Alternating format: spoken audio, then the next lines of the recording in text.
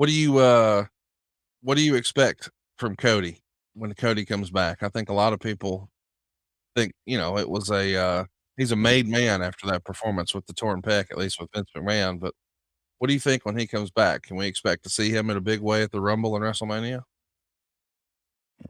Well, there again, if I'm thinking and seeing how well he was received and I mean, he proved himself to be in that category of the word great. Yeah, He and Seth had some two gangbuster matches. And I mean, that's the I have Seth Rollins, but he really did right by Cody. You know what I mean? sure. So yeah, I to me, I would take him through it and eventually make him a champion. He's got the look. Of course, you know me, I'm a big fan of getting dressed up and all that.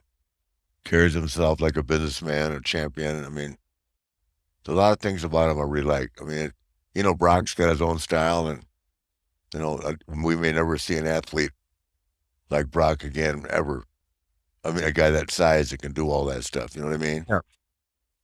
And God, I don't know how they decided when they let him talk, but he's got a hell of an interview. Very believable. You know what I mean? And he's Brock Lesnar, but I would give Cody a shot at it. There's that slam off the top. You better not do that in Nashville. Oh hell yeah, I'm doing it in Nashville. If there's somebody tough enough to throw me off the top, Well,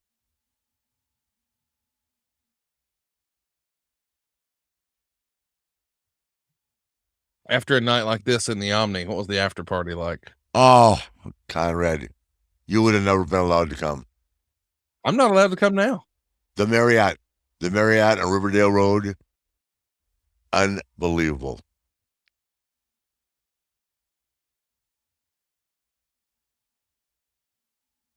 Teasing the big figure four. Here we go.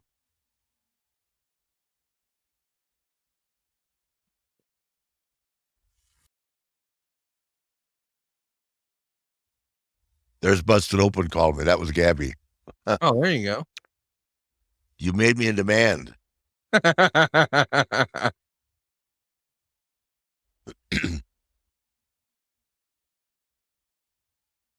I'm actually going to be on Busted Open as soon as we wrap up here today. Shout Are out you? to Dave LaGreca and Bubba and all those guys. Yeah, love them. Sorry, Bully. Of course, I haven't. I'm pretty sure they're coming to Oh Nashville, yeah, aren't they? oh yeah, absolutely. What was the professional rivalry like with you and Dusty back then? I mean, obviously we see what it is in the ring, but we've heard the stories about watches and cars and mink coats. Yeah, yeah. If he bought it, I bought it. If I bought it, he bought it.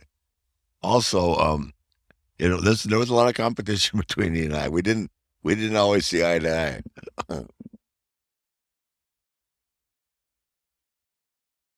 I But think that's your part first that match that that's part of the see, that's part of the business. So what you just saw right there is nothing compared to what you're going to see in Nashville. at You're this gonna point, I think are you gonna have those kind of barriers in Nashville? I mean, there will be barriers, but they won't look like that. Okay. The old bike rack style. Oh, okay. Yeah, that's fine. Those are even better.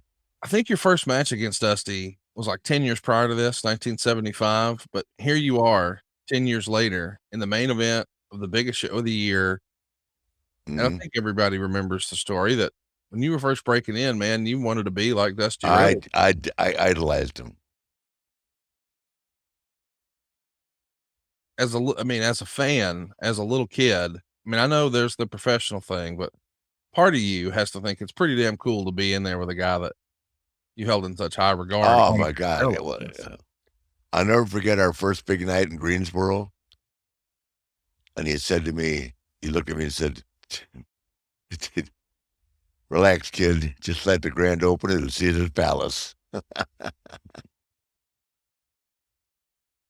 Yeah, he was always calm, cool, collected. Yeah, he loved to be out there just like I did. Dylan wants Did to know, does Cody remind you of Dusty in the ring, on the mic? Both? Neither? who? Cody. Does Cody have any similarities to Dusty that you see? No, in terms of Mike, no. But that's not his sound. Nobody could be Dusty Rhodes on the mic. Right. I mean, that's just he just was one of a kind.